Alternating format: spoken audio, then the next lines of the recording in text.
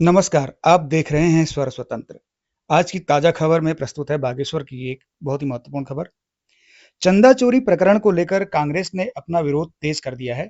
इसी क्रम में उत्तराखंड कांग्रेस के प्रदेश अध्यक्ष गणेश कोदियाल समेत पार्टी के वरिष्ठ नेताओं और कार्यकर्ताओं ने बाबा बागनाथ मंदिर परिसर में मौन उपवास रखकर सरकार के खिलाफ शांतिपूर्ण विरोध दर्ज किया। कार्यक्रम के दौरान कांग्रेस नेताओं ने मौन रहकर लोकतांत्रिक तरीके से अपना विरोध व्यक्त किया। उनका आरोप था कि चंदे से जुड़े पूरे प्रकरण की निष्पक्ष जांच होनी चाहिए और दोषियों के खिलाफ कठोर कार्रवाई होनी चाहिए।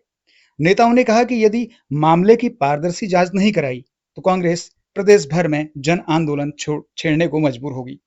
प्रदेश अध्यक्ष ने कहा कि जनता के विश्वास और आस्था से जुड़े किसी भी मामले में किसी प्रकार की अनियमितता या भ्रष्टाचार स्वीकार नहीं किया जा सकता।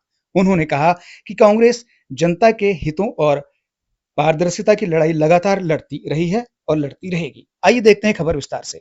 देखिए, आप सब जानते हैं कि जिस प्रकार से करोड़ों करोड़ सनातन धर्म को मानने वाले लोगों के आस्था के साथ राम मंदिर की चोरी के चलते खिलवाड़ हुआ है, और निश्चित रूप में गारंटी के साथ ये बात कही जा सकती है कि इसमें सत्ता प्रतिष्ठान शामिल हैं। उसी तरह से अब श्री बद्रीनाथ जी की भी बात सामने आई है।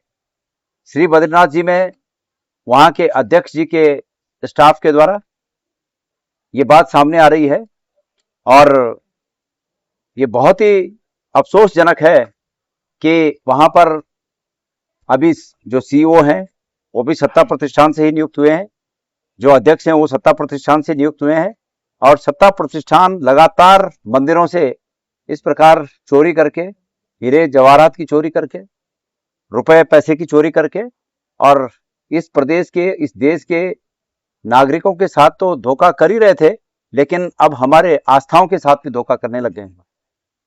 तो इसलिए ये बहुत ही दुर्भाग्यपूर्ण है। मैं खास करके श्री बद्रीनाथ जी में जो घटना घटी है, जो आरोप सामने आए हैं, मैं मांग करना चाहता हूं, और उस मांग को बल देने के लिए मैं यहां पर हमारे सभी साथियों के साथ मौन उपवास पर हम बैठ रहे हैं।